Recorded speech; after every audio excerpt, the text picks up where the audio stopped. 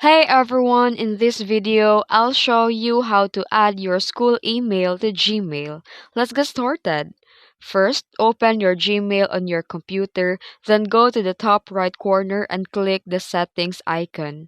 Next, click all the settings to open the full settings page. And once you're on the settings, select the accounts and import tab at the top. Now, here's the important part. Your school email might be a POP3 account. If it is, click Import Mail and Contacts. A new window will appear and enter your school email address. Then click Continue, then sign in to authorize the Gmail to import your email. Then, if your Gmail can't import your account using the POP3, scroll down and look for Check Mail from Other Accounts. Then click Add an Email Account.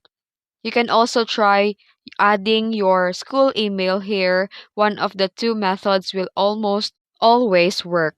And that's it. You know how to connect your school email to Gmail in 2025. If this video helped you, don't forget to like and subscribe for more tutorials. Thanks for watching.